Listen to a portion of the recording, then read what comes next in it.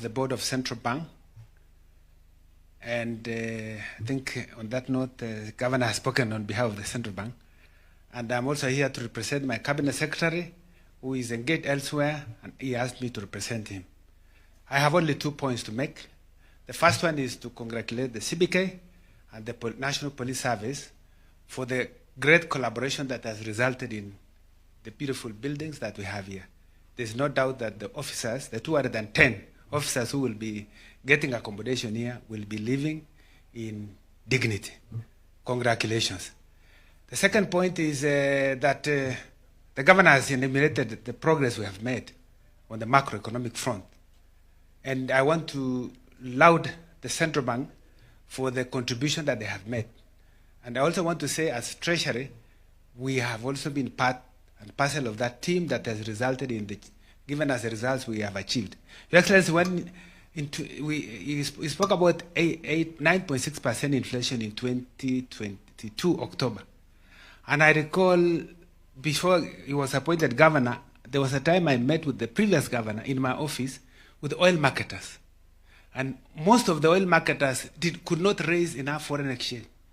Each company would be forced to go to up to 20 banks to create accounts to collect enough dollars, because there was this fear that we may not likely settle the 2 billion maturing debt in June 2024. And we had worked very hard with your support. We got World Bank, IMF to try and get some money, because the international market was locked, was closed. But we, through efforts we made, we were able to go back to the market. We were able to issue and buy back 1.5 billion of the 2 billion maturing debt.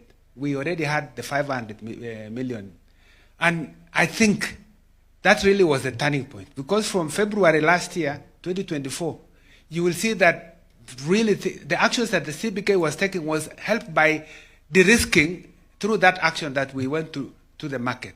And those who were holding dollars, I think, were found flat-footed, because it was dollar neutral. We went and bought back, so there was no new money that came. So all the dollars that the governor has spoken about have come in because of the fundamentals in our economy, because of remittances, because of exports, tourism, and I think that demonstrates a great economy. Your Excellency, we have seen the shilling now stable for this long. Our interest rates have come down, and every Thursday, I sit with the CBK team, because they are our fiscal agent, to receive results. I can tell you, Excellency, that we now are paying half of what we used to pay to service debt, because interest rates are now 91-day Treasury bill rate is 8.3. I'm looking forward to this study. I don't know what we'll get, but there was a time we had almost 18%. So I want to say, from Treasury, it is really great progress. Only one thing, Your Excellency, is that we still need to do more on the area of fiscal consolidation. We have made progress, yes. There is the balancing of expenditure, revenues, and debt. And there's one nexus we need to bring also, which is growth. From 2010, I think it has gone like this. Expenditures have been going up, revenues have been growing, but not at the same pace. So to fill the gap, we have taken up debt.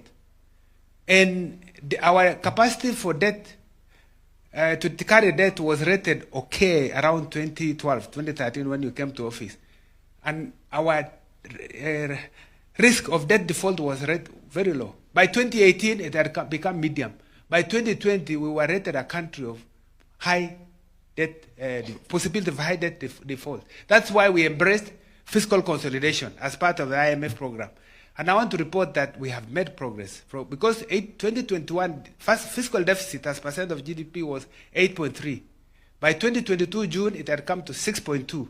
By 2023 June, it had come to 5.6. And this year, 2024, it had come to 5.3. And we are hoping this year, Your Excellency, you know the numbers. We started at 3.5. I'm hoping that we can land below 5%. But I can tell you the numbers I'm seeing is a bit scaring. So I think we need to still relook at this issue of expenditure and revenues. And because this was not our time to talk about many things, Your Excellency, I just want to say, if we focus on growth and through housing, we know we are going to get a lot of a contribution to growth, and many other sectors. If the pie increases, the parameters will improve. Debt to GDP will go down. Revenue as percent GDP will go up. Expenditure also in many ways will be contained. So I want to urge Kenyans, we go through agriculture, through all sectors. If we grow and expand the pie, I think all is well. Because we are a country that always comes back because we are resilient. Despite any challenges we face, we come back better. And I think the future, I can only say the worst is over in my view, and the future is brighter. Thank you.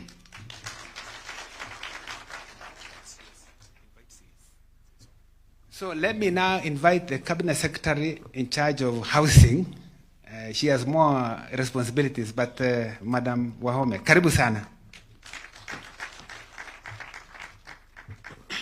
Thank you very much. Your Excellency, Dr. William Ruto, Commander-in-Chief also of the Defense Forces. Your Excellency, in my ministry, I have also Hinga here. Maybe it is, at this stage, I should recognize my Principal Secretary.